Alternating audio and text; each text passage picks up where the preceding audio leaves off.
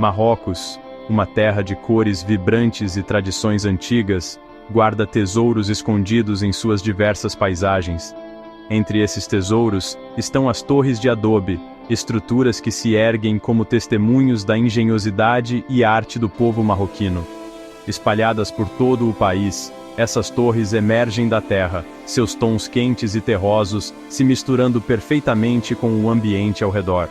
Ao contrário dos palácios e mesquitas ornamentados que frequentemente capturam a atenção dos visitantes, essas torres possuem uma beleza sutil, suas formas simples sussurrando histórias de um passado rico e memorável.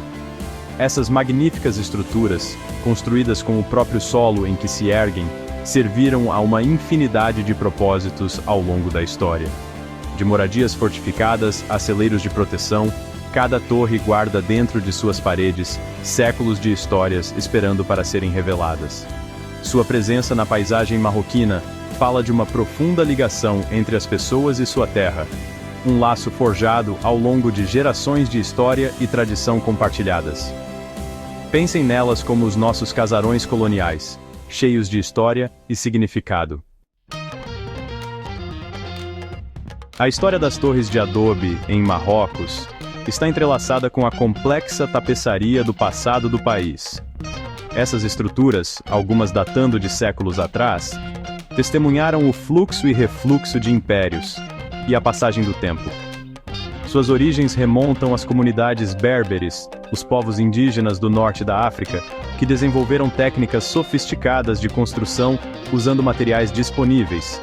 As torres serviam como moradias fortificadas, oferecendo proteção contra tribos rivais e invasores. Em uma terra onde os recursos eram frequentemente escassos, essas estruturas também desempenhavam um papel vital como armazéns comunitários, protegendo grãos preciosos e suprimentos de alimentos dos elementos adversos do deserto. Assim como os antigos silos no interior de São Paulo, essas torres guardavam a riqueza da comunidade. Com o tempo, os estilos arquitetônicos das torres evoluíram, refletindo as diferenças regionais e a influência de várias dinastias que governaram Marrocos.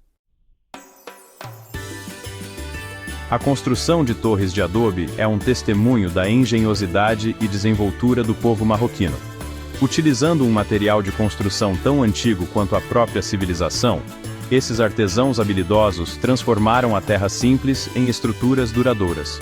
O processo começa com a seleção do solo adequado, geralmente uma mistura de argila, areia e silt. Essa mistura é então combinada com água e, frequentemente, palha ou outras fibras, para criar uma argamassa à base de lama. A argamassa é então despejada em moldes de madeira, moldando-a em tijolos retangulares conhecidos como adobes. Lembra um pouco o pau a pique, tão comum no Nordeste brasileiro. Depois de secar ao sol por vários dias, os tijolos de adobe estão prontos para uso, suas formas endurecidas carregando o calor do sol marroquino.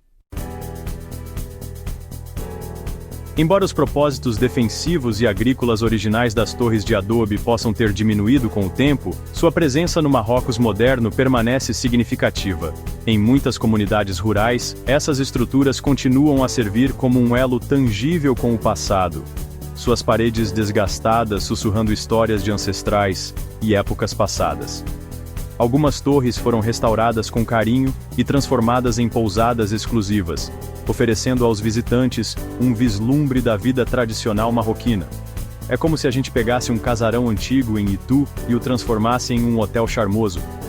Outras encontraram uma nova vida como oficinas para artesãos locais, seus interiores ecoando com os sons rítmicos de teares tecendo tapetes coloridos, ou o delicado tilintar de martelos moldando intrincadas joias de prata.